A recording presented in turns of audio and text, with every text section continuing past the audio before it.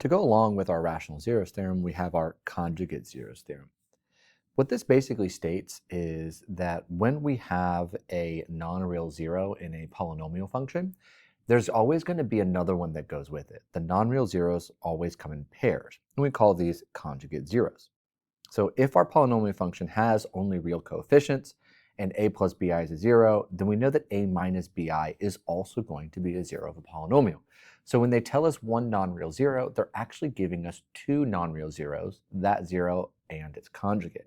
So we can use this again to factor and find the zeros of a polynomial, leading all the way down to a quadratic, and then we can deal with the quadratic as we normally have. So what I want to show you real quick is just a visualization of this polynomial f of x, for example, a. We have a fourth degree polynomial, so we know we have to have four zeros, and zeros typically refer to x-intercepts. But because we're given this non-real zero of 1 minus I, and we know that 1 plus I also has to be a zero, that only leaves two zeros to be x-intercepts. And so we see the graph here, we have just two zeros over here. We've got this zero over here at about 2, and this one over here at approximately 3. And so we've got these intercepts that we need to find. And notice up here, this little bend in the graph on the left, that bend is a shape that's indicative of having non-real zero solutions for the polynomial. And so when you see that, it's a good indication we're going to have non-real zeros. So let's go ahead and use the conjugate zeros theorem to find all the zeros of the function given one of the zeros. Sometimes you'll also be asked to factor, and I'll show you at the end how we can write these factors. It doesn't happen a lot, but it does happen from time to time, so I just want to make sure that you're aware of how we can get those factors by working backwards with the value of k. So we start by doing our synthetic division. We know that 1 minus I is a 0, so that's going to go inside of our box. We've done synthetic division with complex zeros before, so we're just continuing that process. So we have 1, negative 7, 18, negative 22, and then 12. And we know we're going to need a remainder of 0. Now our quotient down here is not going to be a pretty quotient. It's actually going to be quite, well, most people would say, ugly. It's going to be a very complex looking quotient, but it's fine because things will clean up as we deal with the conjugate as well.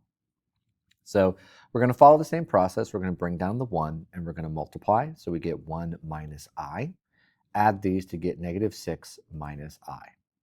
Now we're going to multiply again, so we're going to have negative 6 minus I times 1 minus I.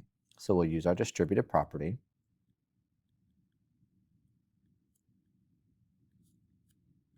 So when we simplify, we have negative 6 plus 5I and minus 1. And then that way we can combine like terms. We have negative 7 plus 5I. Negative 7 plus 5I. We'll add these, giving us 11 plus 5I. Then we're going to multiply again. 11 plus 5I, 1 minus I. That's going to give us 11. Combine like terms and simplify. We'll have 11 minus 6I plus 5. So that's going to give us 16 minus 6I. Add these together. Negative 6 minus 6I. So multiply that again by the 1 minus I. Distributive property one last time.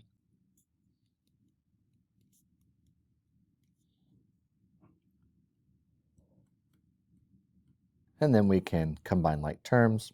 So we have negative 6 minus 6, which is negative 12. And that leaves us with our remainder of 0. So we know we did the division correctly. So we've got all those values. Now we're left with this third degree polynomial. This is not a good looking polynomial by most standards. We have x to the third, and then plus negative 6 minus I. I'm going to just leave that.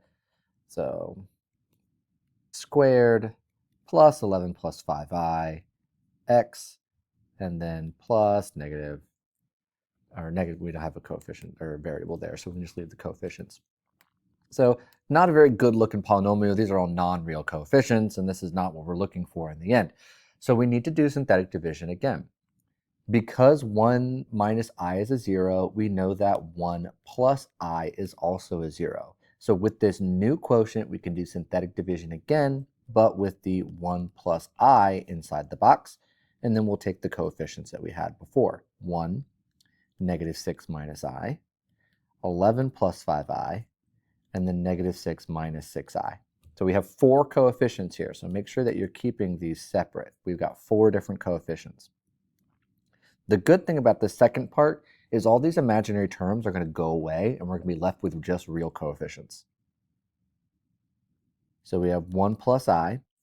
The i's are going to cancel, leaving us with 5, negative 5. Then we multiply. We have negative 5 minus 5i. Again, those are going to cancel, leaving us with a 6. Then we'll have 6 plus 6i. Those will both cancel, leaving us with 0. And now we have a real coefficients polynomial, x squared minus 5x plus 6. And now we just need to deal with the polynomial with the quadratic. We can either use quadratic formula or factor. Since this is factorable, we can do that. We're going to have x minus 3 and x minus 2. And then we can solve both of these. So we get x equals 3 and x equals 2. So we want to find all the zeros of the function given one of the zeros. So 1 minus I was the given 0, 1 plus I is the conjugate 0, 3 is a 0, and 2 is a 0. We have a 4th degree polynomial with 4 zeros. Now that's all the question asked for, but again, I just mentioned as a side note how we could write the linear factorization of this. Well, we already have the linear factors of x minus 3 and x minus 2. If I wanted to write the linear factorization of these other zeros, I can still use that concept that if k is a 0, like 1 minus I, then x minus k has to be a factor. So if we plug in this 1 minus I and distribute the negative, we get x minus 1 plus I as a 0. And then if 1 plus I is a 0, we can do the same thing again. And then we get x minus 1 minus I as another factor. And this would be the linear factored form,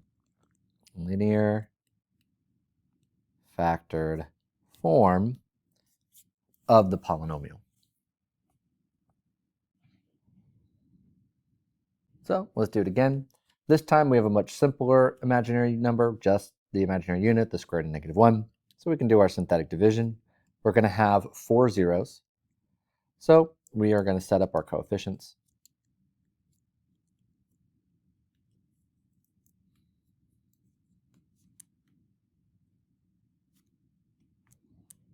We multiply, we're going to get negative 1 plus 10i. The negative 1, because I times I is negative 1. And then I times 10 is 10i. So we're going to get 26 plus 10i.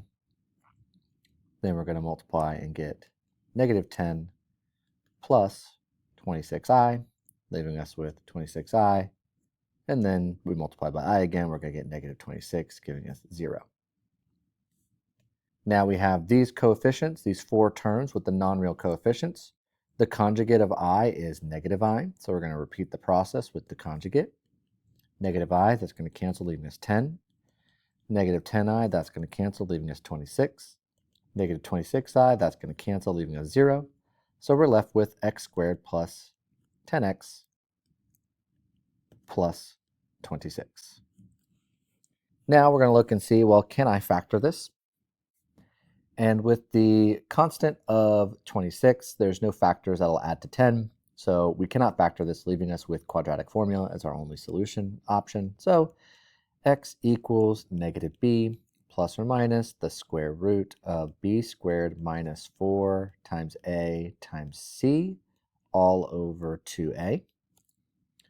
We'll simplify.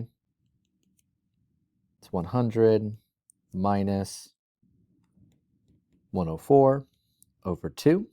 So negative 10 plus or minus root negative 4 over 2. And then negative 10 plus or minus 2i over 2, which will simplify to negative 5 plus or minus I. So in this case, we actually have all non-real zeros. So if we even try and graph this, we're not going to see any x-intercepts, but we're going to see some of those bends indicating the non-real zeros. So all of our zeros are I, negative 5 plus I, and negative 5 minus I. And if you want to write the shorthand, you can write plus or minus I, as well as negative 5 plus or minus I. These are all 4 of our zeros. And then just for fun, as a side note, if we wanted to write the factored form, the linear factored form, we would have x minus I, we would have x plus I, we would have x plus 5 minus I, and we would have x plus 5 plus I as our linear factored form.